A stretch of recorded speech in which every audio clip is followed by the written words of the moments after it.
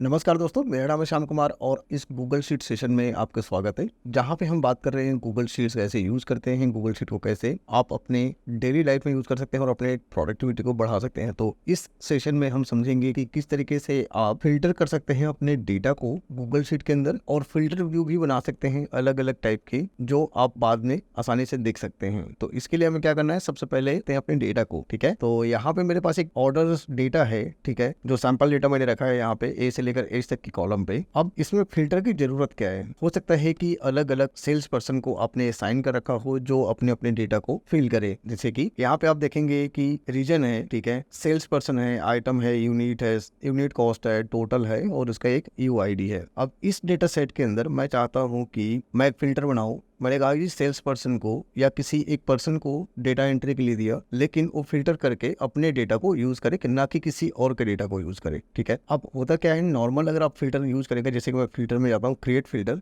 तो ये main filter create हो गया।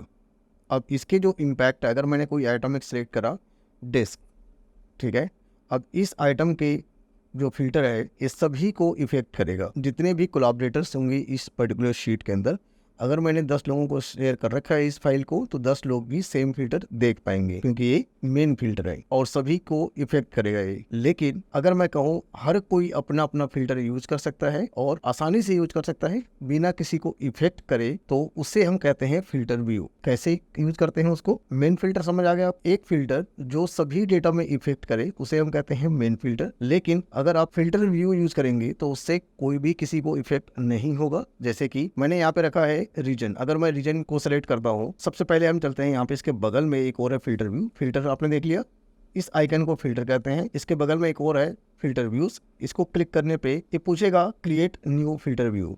ठीक है, अब आप देखो इसमें डिफरेंट ही थोड़ा सा व्यू चेंज हो गया है इसका। यहाँ पे आ रहा है फिल्टर का नाम, इसका रेंज और यहाँ पे सेटिंग।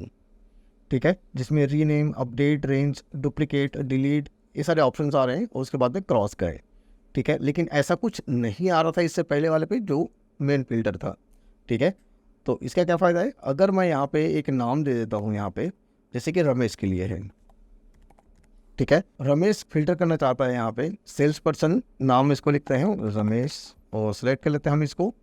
ओके, यहाँ पे आप देखो रमेश के डेटा सारा सिलेक्ट हो रखा है। ठीक है, अब किसी और का डेटा यहाँ पे अवेलेबल नहीं है, किसी और का डेटा दिखाई नहीं दे रहा है, सिर्फ मुझे। ठीक है, जो इस आईडी को यूज कर रहा होगा, जिसने फिल्टर अप्लाई करा होगा, सिर्फ उसी को दिखाई दे रहा है, किसी और को इफेक्ट नहीं करेगा ये। इसे हम कहते हैं फिल्टर व्यू।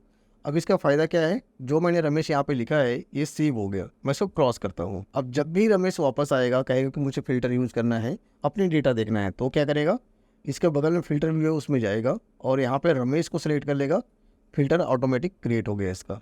ठीक है, अब उसको सारी चीज़ें करने की जरूरत नहीं है फिल्टर लगाने की।